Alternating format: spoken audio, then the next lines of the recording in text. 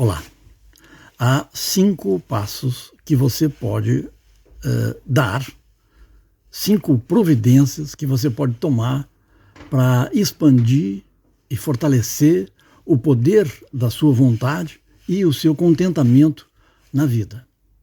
Nenhum deles é fácil. Eles são solidários entre si. Um reforça o outro, um necessita do outro. O primeiro deles é você desenvolver calma. Você se desapegar um pouco mais das circunstâncias externas, de maneira que você veja a vida, veja a sua própria existência com um certo desapego que permite aceitar a sua vida. Olhar a vida do ponto de vista da calma, de quem tem tempo, de quem tem paz. Calma é sinônimo de paz. Você precisa fazer as pazes consigo próprio e com a vida. Aí você tem calma. E tendo calma, você desenvolve uma lucidez reforçada. A lucidez vai permitir você ser eficiente em qualquer coisa que você faça na vida. A lucidez e a calma permitem você administrar com eficiência a sua energia vital e o tempo de que você dispõe, seja nas 24 horas do dia, seja na vida vista como um conjunto. Então, de posse da calma, você chega no ponto 2, que é ter uma meta clara na vida, ter uma prioridade central na vida. Se você tem uma meta clara, elevada, altruísta, correta, durável na vida, o resto se ajeita. As outras metas vão ter que se adaptar a ela para ser, um conjunto coerente.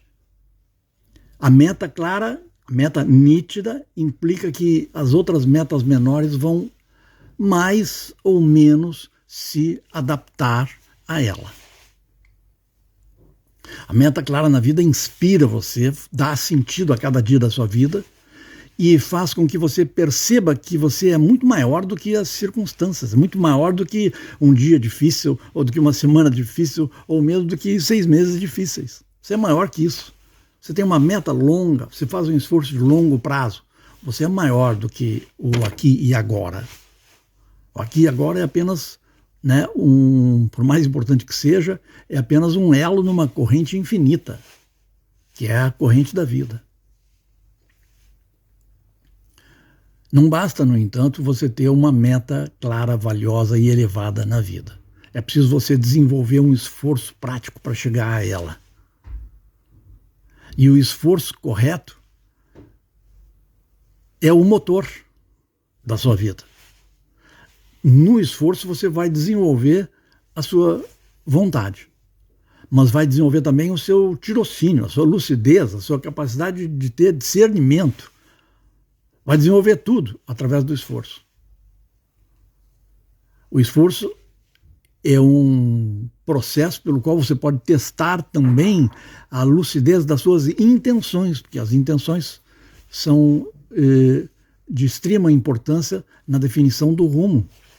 Não basta fazer a coisa certa, é preciso fazer a coisa certa com uma intenção correta, uma intenção nobre, uma intenção lúcida.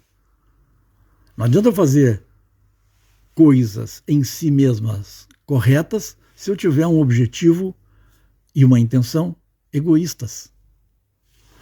Muitas vezes mais vale uma ação muito modesta, mas com uma intenção altruísta, do que uma grandiosa ação feita com objetivos egoístas na cabeça. Então, o esforço correto é um esforço altruísta e é um esforço suficientemente moderado para preservar a sua paz, mas suficientemente intenso para ser desafiante e estimulante. Ou seja, ele deve atrair desafios suficientes para que você esteja alerta, usando todo o seu potencial e não amarrado no conforto ou buscando situações agradáveis. Você precisa renunciar ao conforto para fazer o esforço correto, mas precisa preservar a paz, a gradualidade, a moderação e a modéstia para fazer o esforço correto ao mesmo tempo. O ponto 4 é renunciar aos resultados.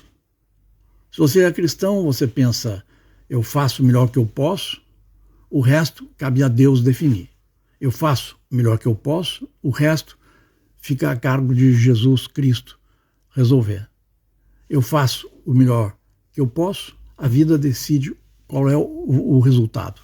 Os resultados podem ser agradáveis ou desagradáveis no curto prazo, mas eu fiz o melhor que eu posso. Se você é um teosofista, você pode dizer, eu faço o melhor que eu posso, eu pratico a ação correta e o resultado, esse eu deixo a serviço a cargo da lei do karma, a lei eterna, a lei da vida.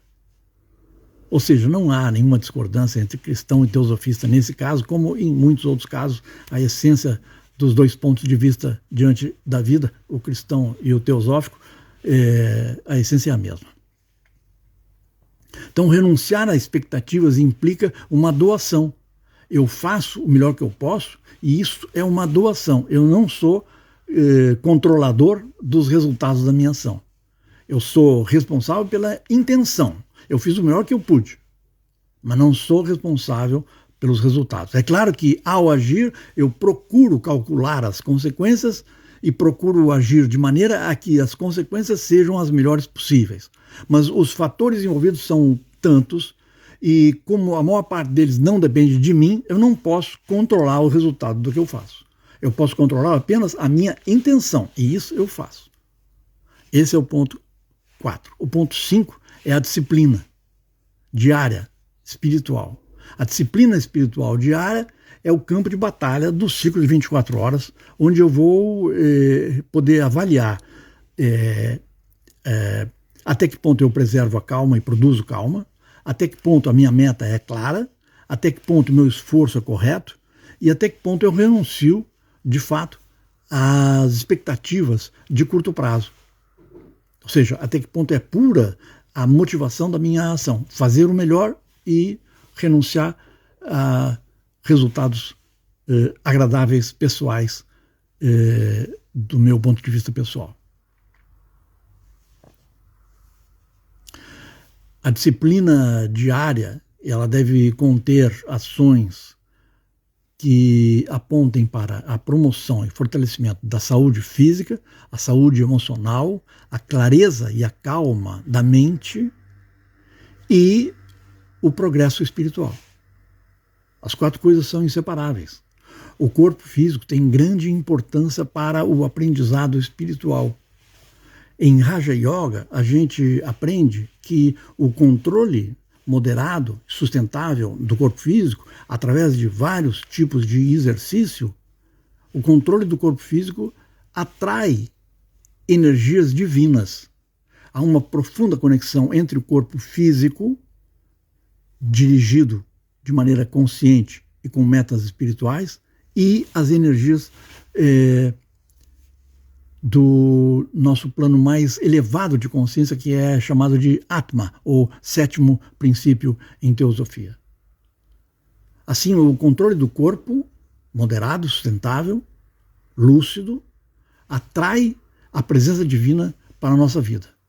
É uma coisa teúrgica nesse sentido.